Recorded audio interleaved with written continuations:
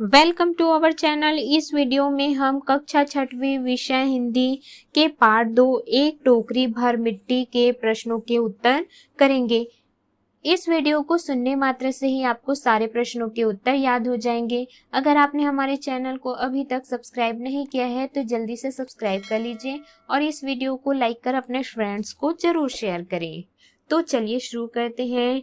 सबसे पहले हम पाठ से आए प्रश्न देखेंगे। इसमें सबसे पहला प्रश्न है, जमींदार विधवा की झोपड़ी हटाने के लिए क्यों कह रहा था? उत्तर, जमींदार विधवा की झोपड़ी इसलिए हटाना चाहता था क्योंकि उसकी सुंदर हवेली के सौंदर्य में कमी आ रही थी। प्रश्न दूसरा है, जमींदार ने झोपड़ी को कब्जा करने के लिए कौन सी चाल चली? इसका उत्तर है, जमींदार के सब प्रयत्न निष्फल हो गए तब उसने विधवा की झोपड़ी हथियाने के लिए जमींदारी चाल चली। अगला है प्रश्न तीसरा, विधवा की झोपड़ी से कौन सी यादें जुड़ी हुई थी जिसके कारण वह झोपड़ी छोड़ना नहीं चाहती थी? इसका उत्तर है, विधवा की झोपड़ी से उसके पति व इकलौते पुत्र की यादें जुड़ी हुई थी। उसकी पुत्र वधू भी एक 5 बरस की कन्या छोड़कर चल बसी थी। अगला है प्रश्न चौथा, विधवा की पोती ने खाना पीना क्यों छोड़ दिया? इसका उत्तर है, अपने माता पिता का स्वर्गवास हो जाने के कारण तथा झोपड़ी छूट जाने के कारण विधवा की पोती ने खाना पीना छोड़ दिया।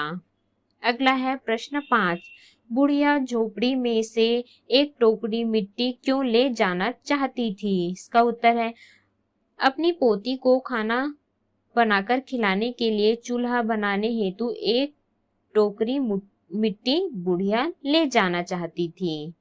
अगला है प्रश्न छठवां, विधवा द्वारा टोकरी उठाने को कहने पर जमींदार नौकर से न कहकर खुद टोकरी क्यों उठाने लगे? इसका उत्तर है, विधवा के द्वारा बार बार हाथ जोड़ने पर जमींदार के मन में दया आ गई, तब किसी नौकर से न कहकर स्वयं टोकरी उठाने लगे।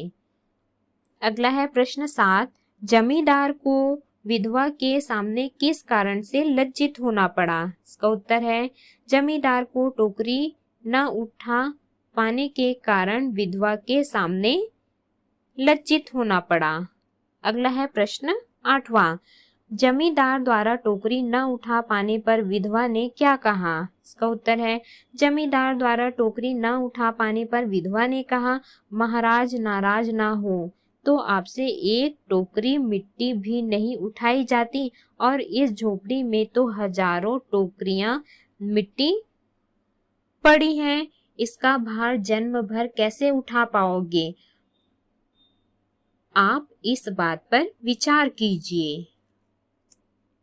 अगला है प्रश्न 9वां, आपसे एक टोकरी भर मिट्टी नहीं उठाई जाती और इस झोपड़ी में तो हजारों टोकरियां मिट्टी पड़ी है। विधवा के इस कथन के पीछे क्या भाव रहा होगा? इसका उत्तर है, जमींदार को उसकी भूल का एहसास दिलाने के लिए विधवा ने यह कथन कहा। अगला है प्रश्न 10वां, इस कहानी का शीर्षक एक टोकरी मिट्टी क्यों रखा गया है? इसका उत्तर है, एक टोकरी मिट्टी कहानी में मानव मन की भावनाओं का सहज चित्रण हुआ है। विधवा बुढ़िया को अपनी झोपड़ी से लगाव था। झोपड़ी खाली करने के पश्चात उसकी पोती ने खाना पीना छोड़ दिया था। वह अपनी पोती को खाना खिलाने के लिए तथा जमींदार के हृदय की भावनाओं को बदलने के लिए वह एक टोकरी मिट्टी ले जाना चाहती थी, अतः यह शीर्षक उचित है। अगला है पाठ से आगे में सबसे पहला प्रश्न है, जमींदार के द्वारा विधवा के साथ किया जाने वाला व्यवहार उचित है अथवा अनुचित? अपने विचार लिखिए। इसका उत्तर है, जमींदार के द्वारा विधवा के साथ किया जाने वाला व्यवहार अनुचित था। विधवा का कोई सहारा नहीं था, उसका एकमात्र आसरा वह झोपड़ी थी जो जमींदार द्वारा छीन ली गई थी।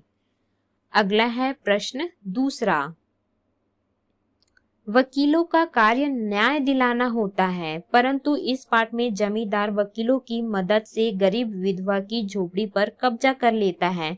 वकीलों का जमींदार का साथ देना उचित था या अनुचित, लिखिए। इसका उत्तर है वकीलों का जमींदार का साथ देना अनुचित था। वह झोपड़ी एक बेसहारा विधवा की थी। झोपड़ी ही उसके आश्रय का एकमात्र सहारा था। वकीलों के इस कृत्य से न्याय पर समाज का विश्वास नहीं रहेगा। अगला है प्रश्न तीसरा।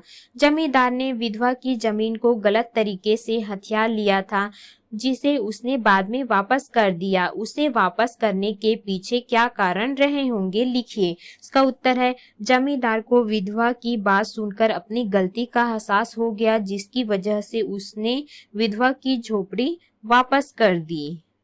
अगला है प्रश्न चौथा। हमारे आसपास अभाव में जिंदगी जीने वाले कई लोग रहते हैं। उन्हें कई परेशानियों का सामना करना पड़ता है। उन्हें देखकर आपके मन में किस तरह के भाव उत्पन्न होते हैं? तो इसका उत्तर है हमारे आसपास अभाव में जिंदगी जीने वाले कई लोग हैं। उन्हें परेशानियों में देखकर हमारे मन में सहानुभूति के भाव उत्पन्न होते हैं और हमें लगता है कि उनकी मदद करनी चाहिए। तो इस प्रकार से हमने सभी प्रश्नों के उत्तर किए। इस वीडियो को सुनने मात्र से ही आपको सारे प्रश्नों के उत्तर याद हो जाएंगे।